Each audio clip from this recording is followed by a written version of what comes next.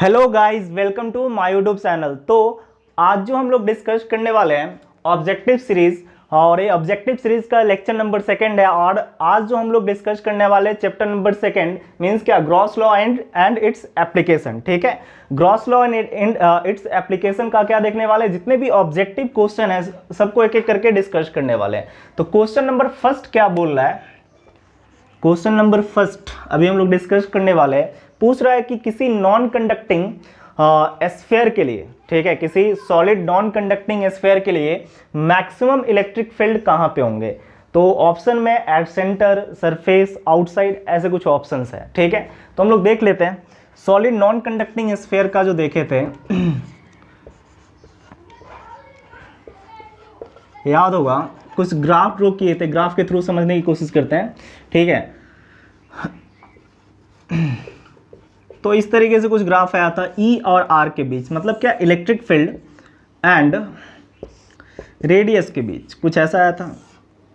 यहाँ सरफेस का कहानी था आर इक्वल टू आर, और यहाँ क्या था, आउटसाइड।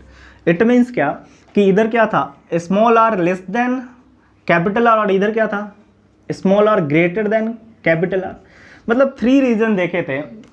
स्फीयर को कितने 4 पार्ट्स में डिवाइड किए थे, solid, conducting sphere, solid non conducting sphere, उसके बाद क्या था, हॉलो कंडक्टिंग स्फीयर और हॉलो नॉन कंडक्टिंग स्फीयर। और 3 का रिजल्ट जो था एकदम एग्जैक्ट सेम था। इसका थोड़ा सा एक कंडीशन में अलग था, इनसाइड ऐसा कुछ बताए थे। ठीक है, तो इनसाइड की क्या कहानी थी कि इनसाइड जो आया था, ये जो रीजन था, यहाँ पे क्या आया था रिजल्ट, इनसाइड में, इनसाइड इलेक्ट्रिक फील्ड जो था रो आर बाई 3 कितना था, इप्सिलॉन नॉट, ऐसा कुछ था। एट सरफेस पे अगर हम लोग चार्ज के टर्म में लिखना चाहें तो सरफेस पे क्या था, K Q by capital R square, और आउटसाइड क्या था, K Q by small R square. ठीक है, इट मीन्स क्या कि ए जो है इनसाइड में directly proportional to small R, और आउटसाइड में क्या था, inversely proportional to small R का स्क्वायर, ऐसा कुछ। ठीक है, तो अब ऑब्जर्व करके तुम देख सकते हो मैक्सिमम कहां पे होंगे। ए रीजन क्या था, सरफेस का था, तो मैक्सिमम इलेक्ट्रिक फील्ड कहां पे होता है, सरफेस पे। और कितना होंगे, एट सरफेस पे कितना था, के क्यू बाई कितना था, K Q by capital R square. ठीक है, तो बस यही पूछ रहा है फर्स्ट क्वेश्चन में कि किसी नॉन कंडक्टिंग स्फीयर के लिए इलेक्ट्रिक फील्ड मैक्सिमम कहां पे होंगे, तो कहां पे होंगे, सरफेस पे। और कितना होगा, K Q by small R. Clear है इतना, थोड़ा सा ग्राफ के थ्रू। और भी दूसरा क्वेश्चन अगर पूछता कि मिनिमम कहां होता, तो मिनिमम कहां पे, सेंटर पे। सेंटर पे क्या होंगे, 0। ठीक है, इस तरीके से। अभी जो सेकेंड क्वेश्चन है, क्वेश्चन नंबर फर्स्ट था, सेकेंड क्वेश्चन क्या था कि electric field density, electric field density कितना होता है, मतलब एक तरीके से एनर्जी कितना होता है, एनर्जी पर यूनिट वॉल्यूम क्या होंगे, वही पूछ रहा है। जैसे क्वेश्चन नंबर सेकंड क्या है कि देखो, energy density at place where electric intensity E is, मतलब वैक्यूम के लिए पूछ रहा है, जबकि इलेक्ट्रिक फील्ड को किससे, कैपिटल ई से रिप्रेजेंट कर रहा है। तो याद होगा प्रूफ करवाए थे, डायरेक्ट एनर्जी डेंसिटी मींस क्या, small you 1/2 epsilon not E square. Clear है इतना।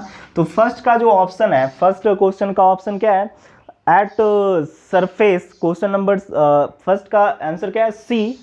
और सेकंड का क्या है अपने पास, सेकंड का देखो, देख सकते हो सेकंड का भी क्या है, सी ही है, सॉरी कितना है अपने पास, सेकंड का ऑप्शन डी है। ठीक है, तो ये 2 क्वेश्चन। अब क्वेश्चन नंबर थर्ड देखते हैं। दोनों क्वेश्चन में कोई ज़्यादा प्रॉब्लम नहीं होना चाहिए, बहुत बेसिक चीज़ें हैं। ठीक है, ये तो डायरेक्ट फॉर्मूले पे एनर्जी डेंसिटी हम लोगों ने प्रूव किया था, half 1/2 epsilon not E square, तो डायरेक्ट फॉर्मूला बेस्ड क्वेश्चन था। और ये भी एक तरीके से फॉर्मूला बेस्ड था। सीधा क्या पूछ रहा था कि मैक्सिमम इंटेंसिटी कहाँ होंगे, तो मैक्सिमम इंटेंसिटी कहाँ होता है, सरफेस पे होता है, सिंपल सी बात है। थर्ड नंबर क्वेश्चन क्या बोल रहा है कि किसी क्यूब, कोई क्यूब है जिसमें क्या, जिसका साइड 0.2 मीटर है, कितना है, कोई क्यूब है जिसका साइड कितना है, 0.2 मीटर, और इसके सेंटर पे 1 माइक्रो कुलम्ब का चार्ज प्लेस कर दिया गया हो, तो इसके सरफेस से, मतलब इच फेस से कितना फ्लक्स निकलेंगे। ठीक है, जैसे देखो ये हमारे पास क्या गिवन है, एक क्यूब है, सिंपल ऐसे कुछ हमने ले लिया है, क्यूब है जिसका साइड गिवन है, साइड कितना है, 0.2 मीटर, और इसके सेंटर पे एक चार्ज रखा हुआ है कितना, 1 माइक्रो कुलम्ब का। ठीक है, कितने का रखा हुआ है, 1 माइक्रो कूलम का। तो पूछ रहा है क्या कि एक सरफेस से कितना फ्लक्स पास आउट करेगा। तो अकॉर्डिंग टू गॉस थ्योरम किसी भी क्लोज सरफेस से कितना होता है, Q in by epsilon not, किसी भी क्लोज सरफेस से। तो क्लोज सरफेस क्या है, 6 सरफेसेस से मिलके बना हुआ है क्लोज सरफेस।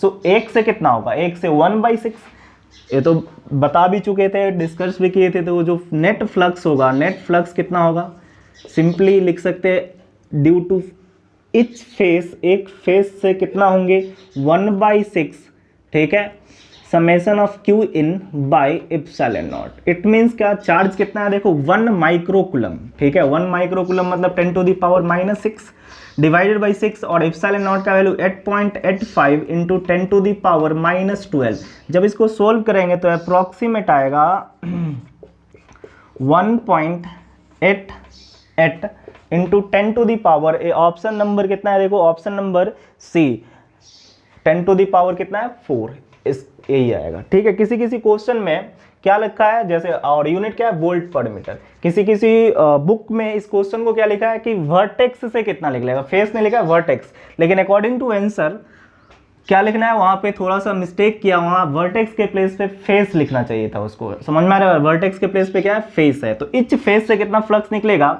हमें पता है, टोटल से Q by epsilon not according to Gauss theorem. तो एक सरफेस से कितना 1/6 Q in by epsilon not, simple सी बात है। तो इस तरीके से हम लोग इसको सोल्व कर सकते हैं, और ये यूनिट है वोल्ट पर मीटर, ठीक है, फ्लक्स का। आ गया समझ में। नेक्स्ट क्वेश्चन नंबर 4, ठीक है, ये भी बहुत आसान है। किसी क्यूब के, एक कितना नंबर क्वेश्चन था, एक क्वेश्चन नंबर 3 था, ठीक है, क्वेश्चन नंबर 3। अब नेक्स्ट क्या देखेंगे, क्वेश्चन नंबर 4।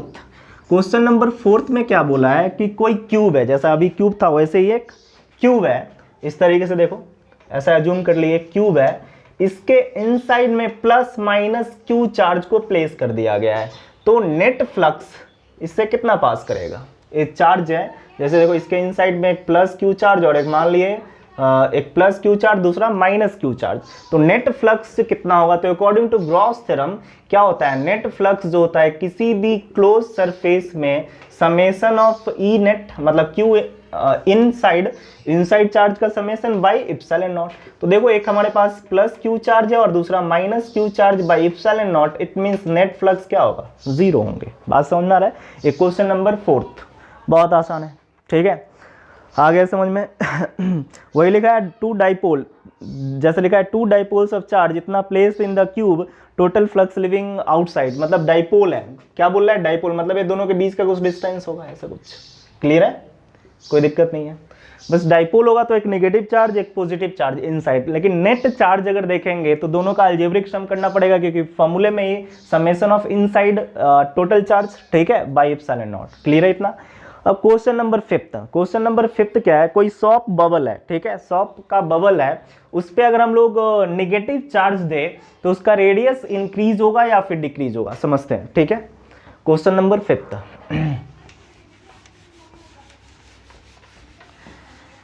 क्वेश्चन नंबर 5, कोई सॉप बबल ले लिए जिसका रेडियस कुछ एज्यूम कर लिए r, ठीक है।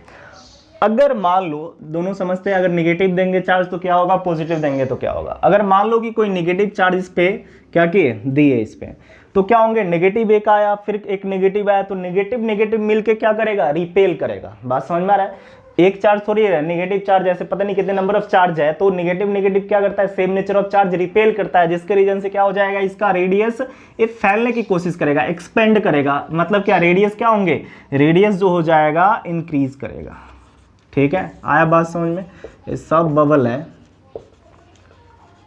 तो क्या होंगे, सॉफ्ट बबल है, तो जैसे ही इस पे चार्ज देंगे हमें समझ में आता है कि माइनस क्यू चार्ज देंगे तो माइनस क्यू क्या करेगा, रिपेल करेगा मतलब रेडियस को इंक्रीज करेगा। अगर मान लो कोई पॉजिटिव चार्ज देता तो फिर क्या हो जाता है, तो पॉजिटिव मतलब मोर देन 1 पॉजिटिव चार्ज, फिर से पॉजिटिव भी क्या करेगा, रिपेल करेगा, तो रिपेल करेगा, फिर से रेडियस क्या होंगे, इंक्रीज होगा। बात समझ में आ रहा है। तो चाहे पॉजिटिव हो चार्ज या फिर नेगेटिव हो चार्ज, अगर सॉफ्ट बबल पे डालेंगे तो बोथ केसेस में रेडियस क्या होने वाले हैं, इंक्रीज होने वाले हैं। बात समझ में आ गया?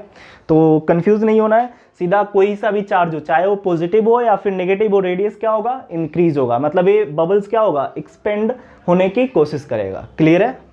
तो ये चीजें हुआ। तो ये क्वेश्चन नंबर कितना था, 5th था। अब क्वेश्चन नंबर 6 देखते हैं, लिख लो इसको।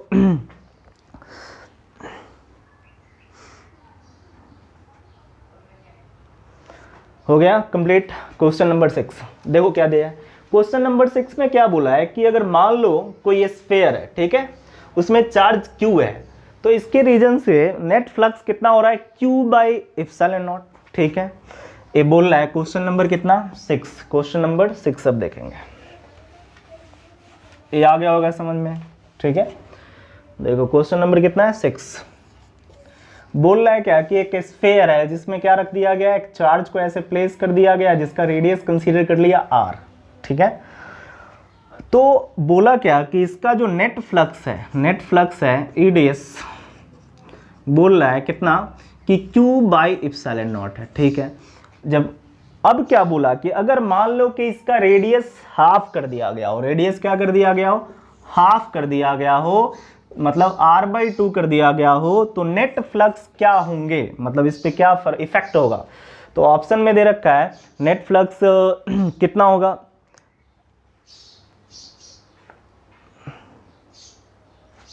ठीक है, नेट फ्लक्स या फिर चार्ज पूछे कि चार्ज पे क्या इफेक्ट पड़ेगा या फिर फ्लक्स पे क्या इफेक्ट पड़ेगा, दोनों को डिस्कस कर सकते हैं। तुम्हारे में क्या बोला है, चार्ज पे क्या इफेक्ट पड़ेगा।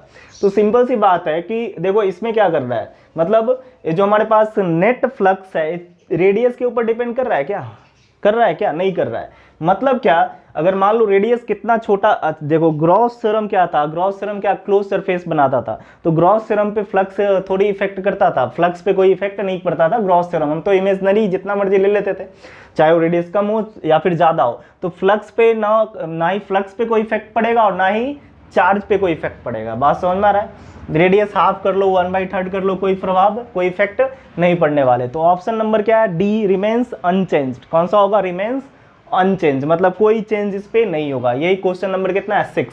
ये आ गया समझ में या फिर कोई दिक्कत है, देखो फिर से एक बार समझ लेते हैं। नेट फ्लक्स कितना होता है, Q/ε0। ठीक है, अगर नेट फ्लक्स देखे किसी भी क्लोज सरफेस में तो Q/ε0 होता है।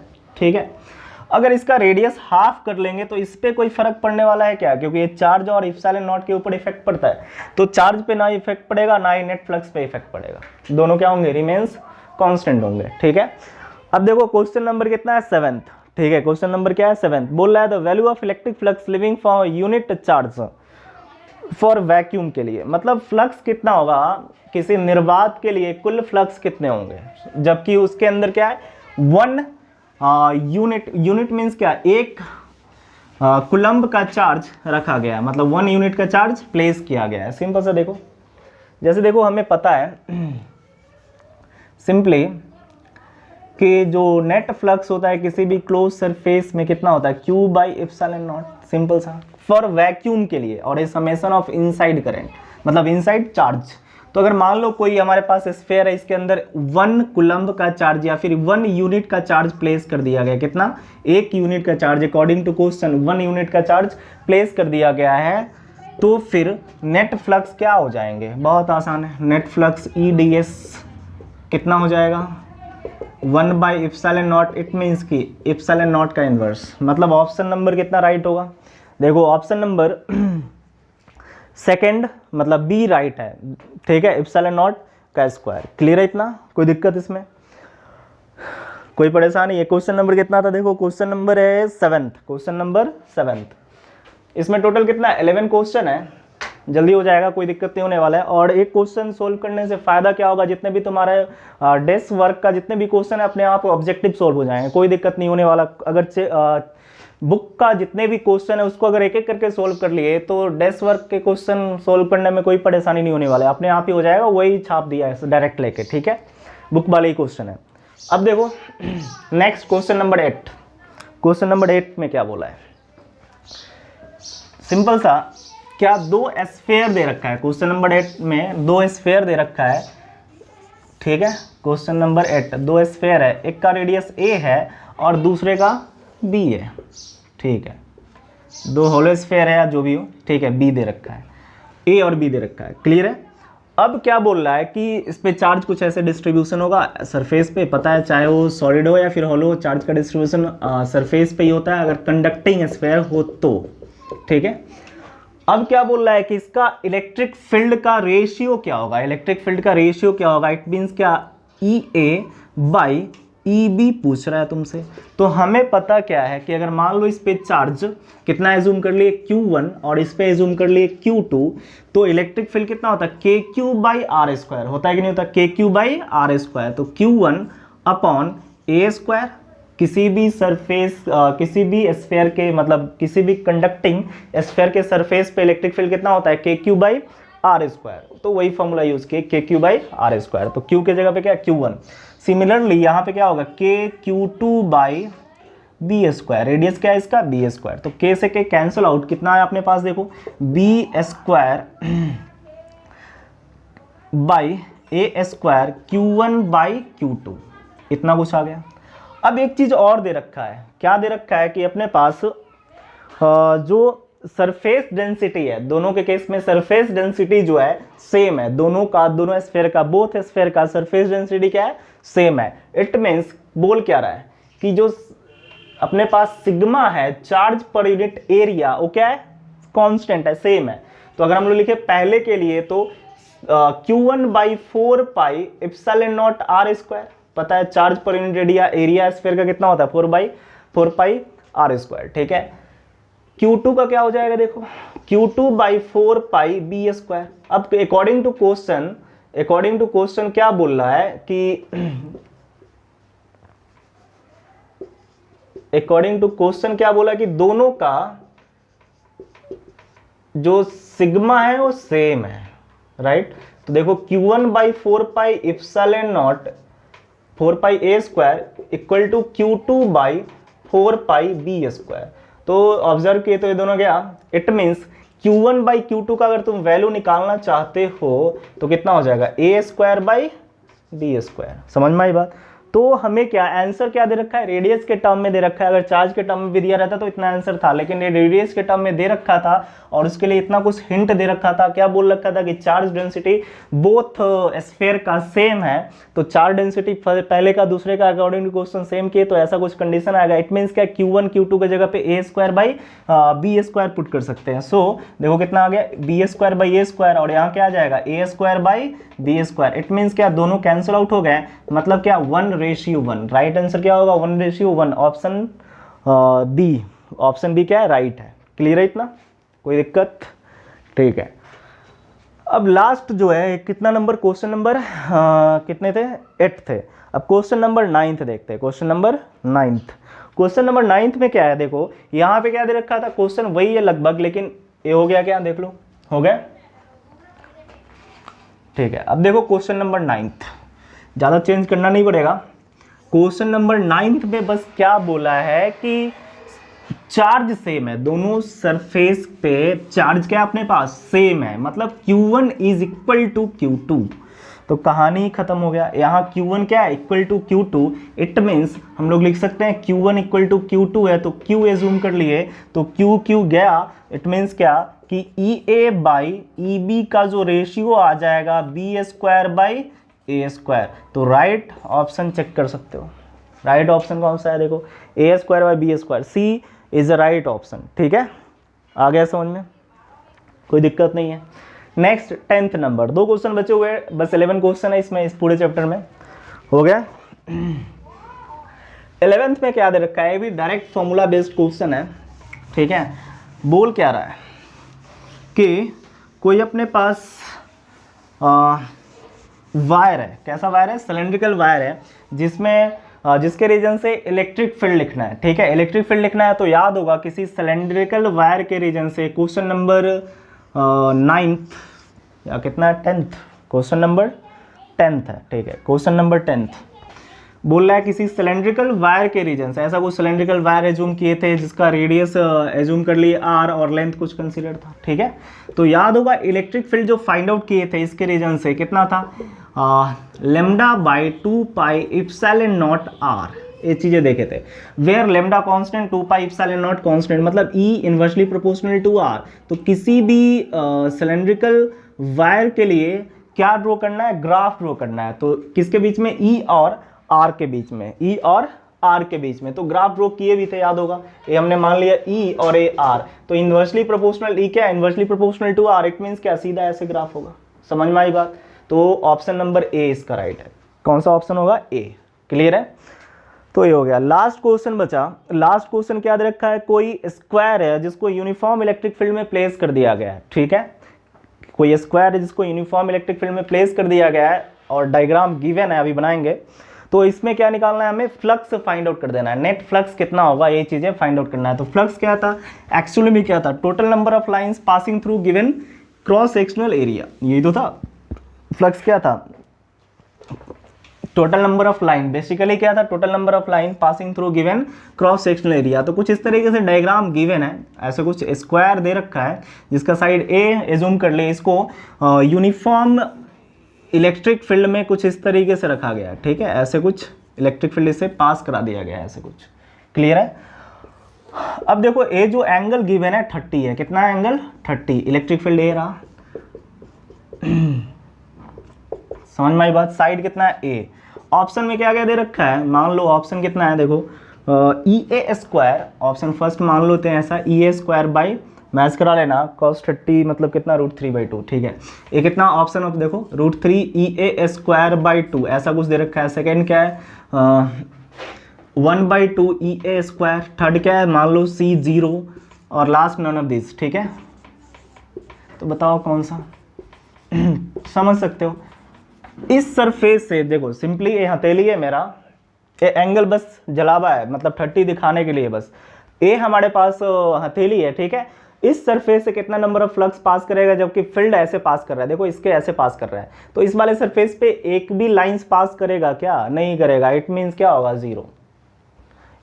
सोचने वाली बात। दूसरा कंसेप्ट से भी पकड़ सकते हैं, देखो इलेक्ट्रिक फील्ड इधर है, इलेक्ट्रिक फील्ड इधर है, और एरिया वेक्टर अगर हम लोग देखें तो perpendicular to the surface, perpendicular to the surface मतलब ऐसे, और इलेक्ट्रिक फील्ड इधर। तो दोनों के बीच का जो एंगल होगा क्या होगा, बोलो 90। तो फ्लक्स क्या होता था, ई ए कॉस थीटा। तो ई तो ई है, एरिया मतलब ए स्क्वायर, कॉस 90 का वैल्यू 0। यहाँ पे 30 बस दिखाने के लिए देखना पड़ेगा। एरिया वेक्टर इधर, इलेक्ट्रिक फील्ड इधर, देख रहा है सामने, देखो एरिया वेक्टर ऐसे बाहर की तरफ, इलेक्ट्रिक फील्ड इधर। तो 90 का एंगल मतलब क्या, 0। तो फ्लक्स क्या हो जाएंगे, 0। मतलब राइट आंसर क्या होगा, 0। तुम्हारे में 0 कौन सा है, सी दे रखा है। ठीक है, तो ये 11 क्वेश्चन थे जिसको अभी आज हम लोगों ने डिस्कस किया। नेक्स्ट 3rd नंबर चैप्टर अगले लेक्चर में 3rd नंबर चैप्टर को कवर करने वाले हैं। ठीक है, आज के लिए इतना ही।